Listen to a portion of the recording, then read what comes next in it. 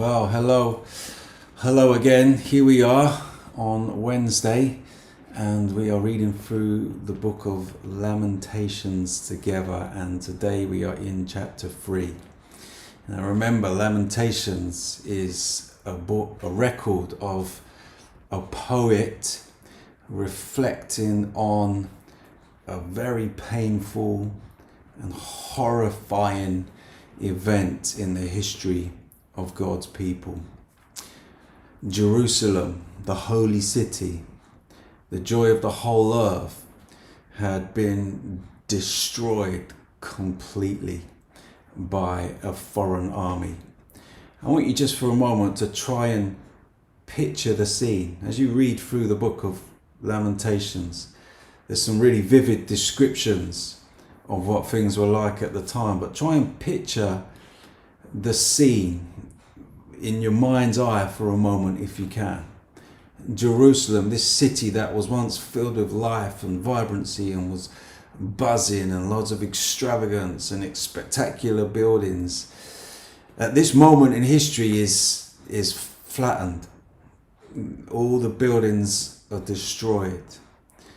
Imagine the scene. Imagine you're looking out over the city of Jerusalem at this moment. There's just dust and ash everywhere. There is smoke rising. There is rubble everywhere. There's no building that is upright. There are dead bodies on the ground. There are dead animals. There's little fires simmering all over the place. It's just a bleak picture. That's what Jerusalem looked like at this time.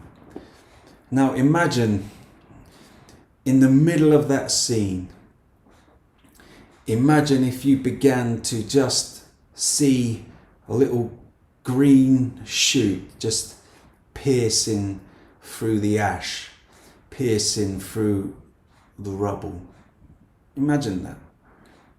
Now that little green shoot might not change the picture very much, right? And it might not change the way you felt about the picture. But that little green shoot might just be enough to give you a little flicker of hope that perhaps this picture of devastation can be changed. That little green shoot is like a sign that maybe there will be life here again one day. I think in chapter 3 of this book, what we get is a little green shoot of hope in the middle of a devastating picture of death and destruction. You know these verses really well. You've sung these verses many times, but here in chapter 3, verse 20, verse 22, 21 even, this is what the poet says. This I call to mind, therefore I have hope. The steadfast love of the Lord never ceases. His mercies never come to an end. They are new every morning. Great is your faithfulness. Beautiful verses that we all know super well, but it's worth remembering the picture, the story that these verses emerge out of. The picture was horrific. The picture was dreadful. But in the middle of this picture, we have these beautiful words of hope. And I think there's actually a lesson for us here. Because, there are times in our lives when the landscape before us looks bleak, looks hopeless, looks like life and joy will never ever return again. That was the picture that the poet was looking at. But right in the middle of all that devastation, right in the middle of all that turmoil and anguish and confusion, the the poet begins to focus. The poet begins to focus on a little green shoot in the middle of all this death.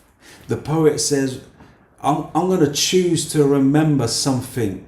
In the middle of all this pain, I am going to choose to fix my mind on something. That God is faithful, that He is merciful, and that His compassions will never end. I think there's a real lesson for us here. Because maybe even today, friends, maybe even today, your life or the circumstances of your life are looking pretty bleak.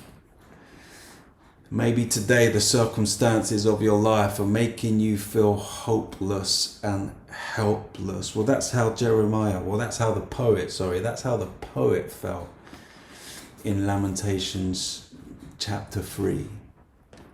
But he chose to focus in the middle of all the pain on the faithfulness of God and on the fact that His mercies and His steadfast love will never, ever fail. And I want to encourage you today, if you're looking at a bleak picture, I want to encourage you just to remember those truths about God.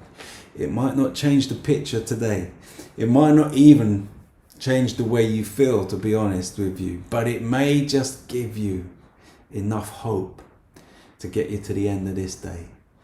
And then as you wake up tomorrow in the same situation, I want to encourage you to remember the same truths about God. His steadfast love never fails. His mercies are new every morning. And tomorrow the picture might not change very much for you, but you might just have enough hope to get you to the end of that day. And the following day do the same thing and the same thing. Because there's always hope. There is always hope. No matter how bleak the picture is, there is always hope. Why? Because God is faithful and His mercies never fail and His steadfast love endures forever. So bless you, friends. I hope in some way that may have been helpful to some of you listening. Take care.